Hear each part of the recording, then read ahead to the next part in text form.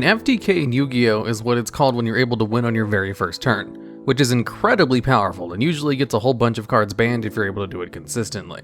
And in this list we'll go over a bunch of cards that allow most of those combos to happen, but themselves are probably not super broken if just played normally.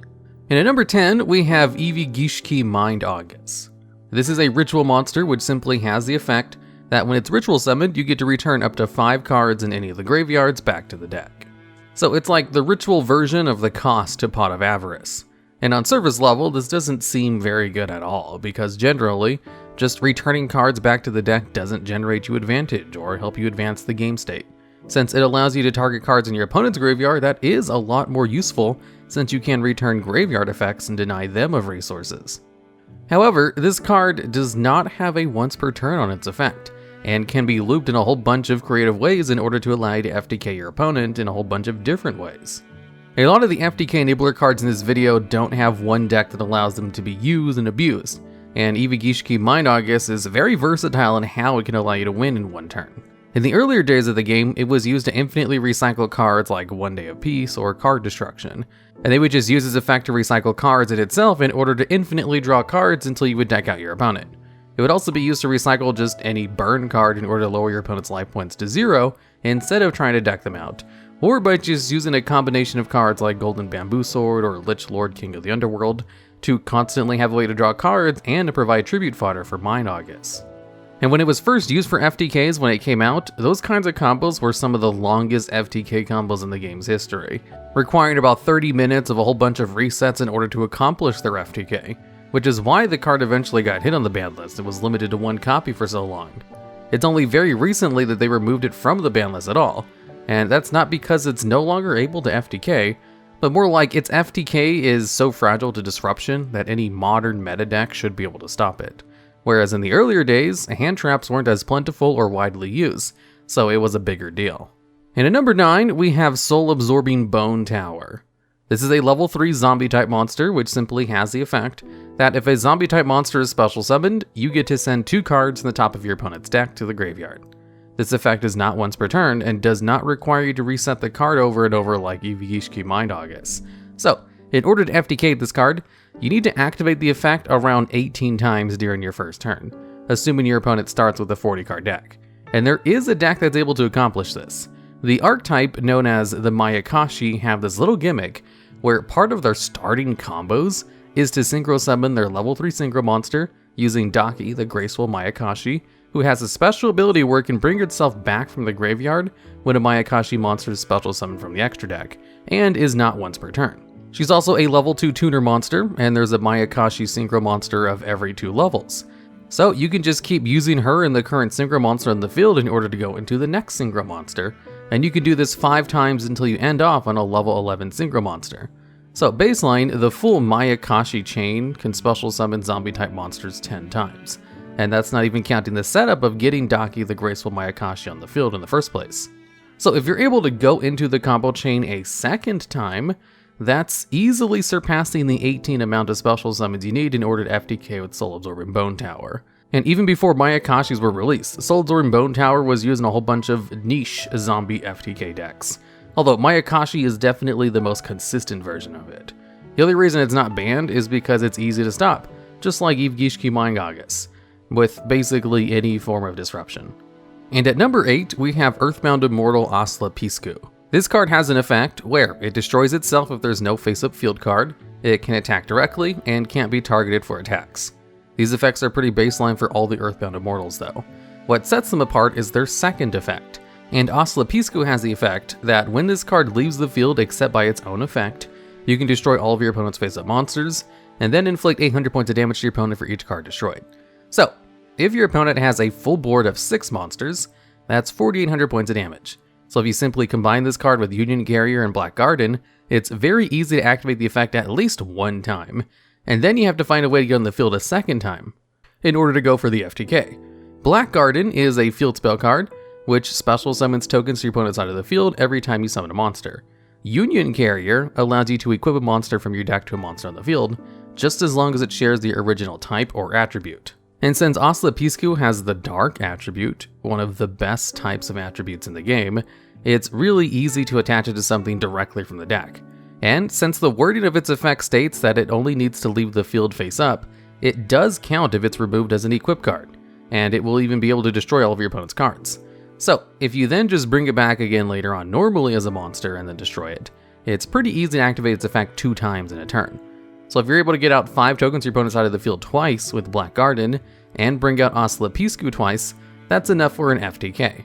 So really, Black Garden is kind of an FTK enabler as well, but Aslla Piscu is the one dealing all the burn damage, and Union Carrier added an easy access directly from your deck to activate its effect the first time. And then you just need to find a way to special summon from the graveyard for the second time. And Aslla Piscu FTKs can be played normally alongside combo decks most of the time, so don't be surprised if Earthbound Immortal Aslla Piscu is banned in the future. And at number 7, we have Gem Knight Lady Lapis Lazuli.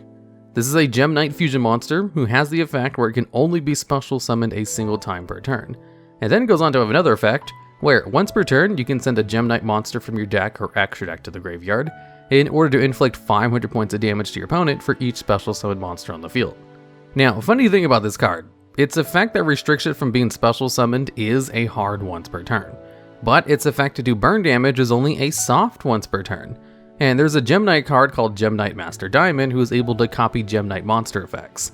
So if you simply got 6 special summoned monsters on the field total, which can include your opponent's cards, and you're able to activate its effect 3 times, that's enough for over 8,000 points of burn damage on your first turn. So what Gem Knight decks would do is bring out Gem Knight Lady Lapis Lazuli first, use its effect for burn damage, then bring out Gem Knight Master Diamond 2 other times in order to use its effect for a second and third time for an FTK. And it's real easy to get a whole bunch of special summon monsters in the field by just setting up the combo. Or even easier if you use Black Garden to give your opponent tokens. Or if your opponent already has an established board of special summon monsters. If there's a full board of monsters on both players' side of the field, you only need to pull off the effect twice.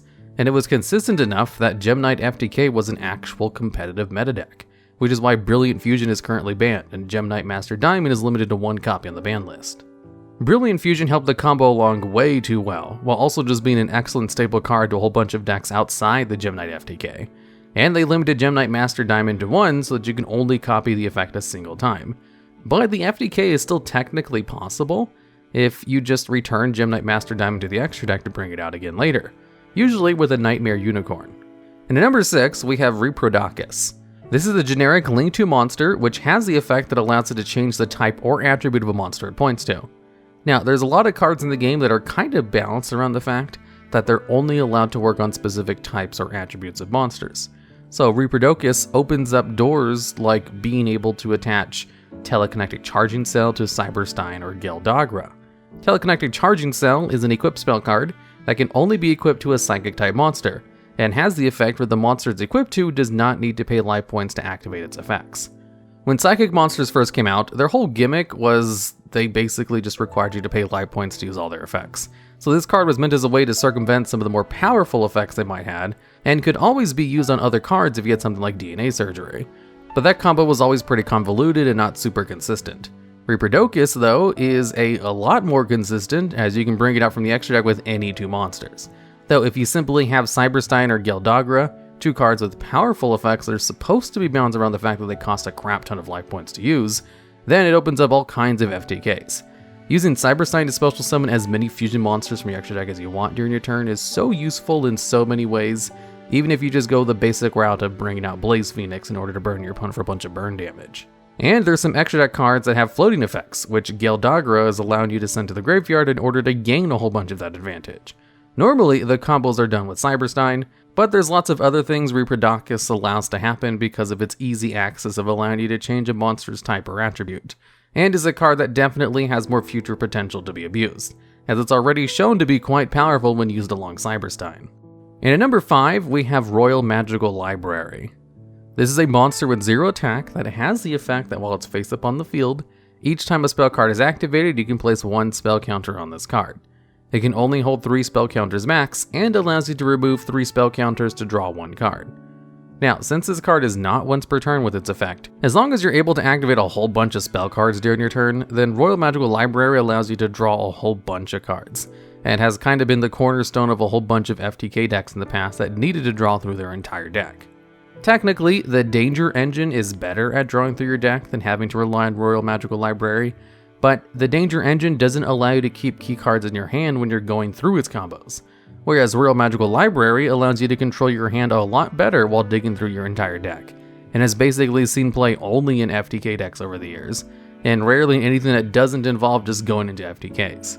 Royal Magical Library is probably the poster child of an FTK enabler, and is only not the number one on this list because of the other cards just being a little bit more successful or just slightly better at enabling more consistent FTKs. And at number 4, we have the Golden Bamboo Sword. This card is very heavily played alongside Royal Magical Library, and basically only seen play in FTK decks just like Royal Magical Library. Golden Bamboo Sword has the effect where if you control a Bamboo Sword equip spell card, you get to draw 2 cards. Its effect is not once per turn and is an inherent +1 in card advantage. So as long as you're just able to get any Bamboo Sword equipped spell card on the field, then all of your Golden Bamboo Swords in your deck become live targets, which is generally useful in a whole bunch of FTKs that are trying to draw through a whole bunch of cards in your deck, and combos especially well with Royal Magical Library. In the OCG, it's usually used alongside Tempest Magician FTKs in order to get the required amount of spell cards in the graveyard, and was used alongside Magical Explosion FTKs for the same reason. The Bamboo Sword archetype also has a card called Cursed Bamboo Sword, which allows you to search any Bamboo Sword card from your deck whenever it's sent to the graveyard, and it allows you to search no matter how it's sent to the graveyard, while also counting as a Bamboo Sword equip card. So Cursed Bamboo Sword can allow you to search out Golden Bamboo Sword. It can also be an equip card of the field in order to activate the effect of Golden Bamboo Sword, and of course you can just use the original Broken Bamboo Sword in order to gain more use from using the Cursed Bamboo Sword, since the card is also pure advantage, since it searches whenever it's sent to the graveyard. You'd be hard-pressed to find a spell card-only archetype that allows FTKs to exist like the Bamboo Sword cards, although they wouldn't do anything without Golden Bamboo Sword, which is why this is the card that's limited in Duel Links. And at number 3, we have Genex ally Birdman. This is a card that allows you to return a monster to your hand in order to special summon this card from your hand, but then it banishes itself when it leaves the field. Now this effect is not once per turn, and that was because it was supposed to be bounced around the fact that it would banish itself from the field, so it didn't need a once per turn. However, the effect to return a card to your hand is considered a cost.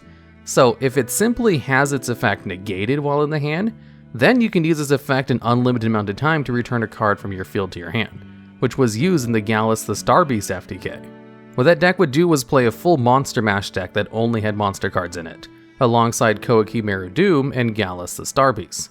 Koikimeru Doom negates the effects of light and dark monsters that activate during the main phase, and Gallus the Starbeast allows you to send the top card of your deck to the graveyard, and if it's a monster, it then special summons itself from your hand, while also dealing damage to your opponent equal to the level of the monster it sent to the graveyard times 200.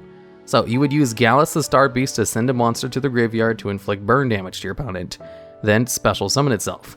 Then you would use Genex ally Birdman to return Gallus the Starbeast to your hand, but since its effect would be negated due to Koikimeru Doom on the field, Genex ally Birdman would not special summon itself from the hand and stay there. And since Gallus the Starbeast is an Earth attribute, it would be able to activate its effect again in order to special summon and then inflict damage, and you could just repeat this loop as many times as you wanted until your opponent ran out of life points. Although this wasn't the only combo Genex ally Birdman was useful in, and technically the problem card here is also Gallus the Starbeast.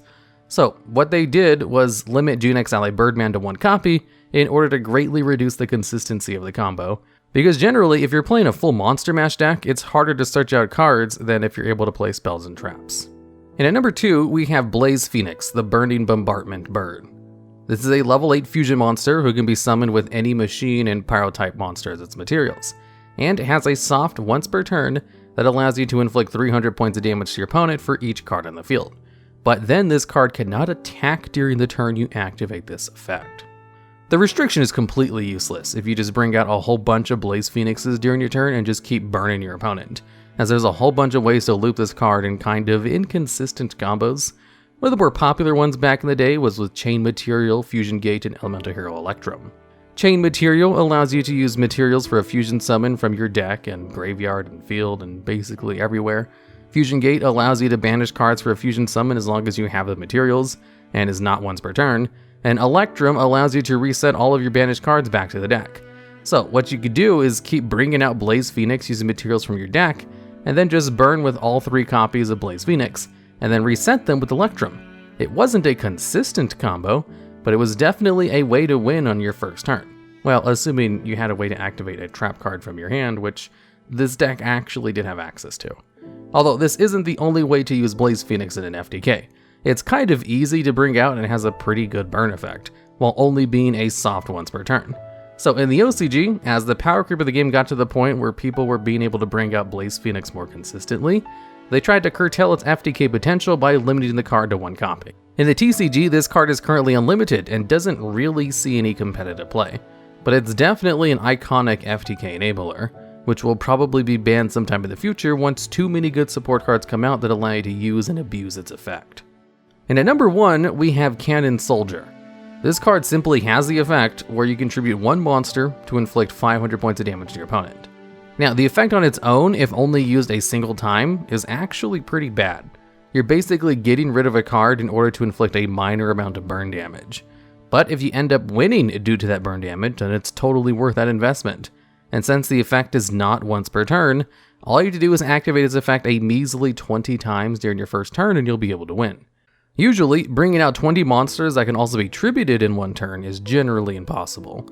But if you're able to pull off this feat, then Cannon Soldier can allow you to win in your first turn, which has been accomplished many times in the past, like with the Froggy FTK, the Firewall FTK, the Dark World FTK, the Danger FTK, the Spiral FTK, and so on and so on. This card has only ever been used in FTK decks and is kind of useless outside of them. And he's not the only one. There are 4 other cards in the game with similar effects, with one of them being just as easy to use as Cannon Soldier, if not a little easier because it actually has better support cards, and that's Toon Cannon Soldier.